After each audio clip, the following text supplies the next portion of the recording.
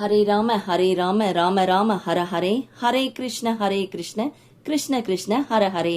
அத்தியாயம் 2 பதம் 27 பகவான் அழகாக கூறியிருக்கின்றார் பாருங்கள்.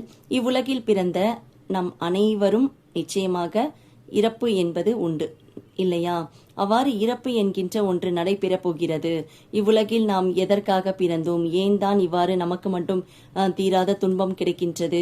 அதிகமாக கஷ்டப்பட்டு கொண்டே இருக்கின்றோமே, இதற்கு விடிவு காலமே இல்லையா? எப்போது நாம் மற்றவர்களைப் போன்று மிகப்பெரிய சாதனைகளை புரிவோம், பெரிய வாழ்க்கை வாழ்வோம் என்றெல்லாம் கவலையே நீங்கள் கொள்ள வேண்டாம். ஏனென்றால் இவ்வுலகில் ஒவ்வொரு படைப்புமே இறைவனால், அதாவது நம்முடைய பகவான் யாருக்கு என்ன தீர்மானித்து படைத்தாரோ அது மட்டும்தான் நடக்கும் என்று ஆணித்தரமாக கூறுகின்றார். அதை தாண்டி யாரும் எவரையும் பார்த்து பொறாமை கொண்டோ அல்லது மற்றவர்களைப் போன்று நாம் வாழ வேண்டும் என்றோ நினைக்க வேண்டாம். இவ்வுலகில் நமக்கு என்ன கடமை விதிக்கப்பட்டிருக்கிறதோ அது தானாக நமக்கு வந்து சேரும். அதாவது அந்த விளைவினை நாம் எதிர்கொள்ள வேண்டும்.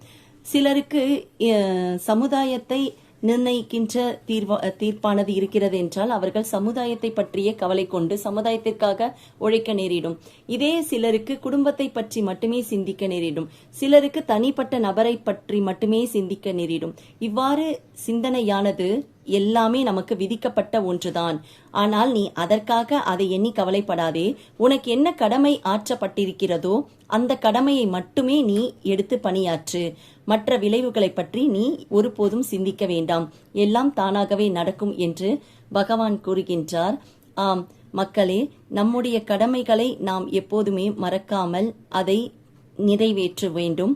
அவ்வாறு நிறைவேற்றிய பிறகு நாம் அதற்கு அடுத்த படிநிலை என்ன என்பதை சிந்தித்து செயலாற்ற வேண்டும். ஏனென்றால் இவ்வுலகில் நம்முடைய கர்ம வினைகளை வைத்துதான் அடுத்த பிறப்பு உண்டா அல்லது இல்லையா என்பதை பகவான் தீர்மானிப்பார்.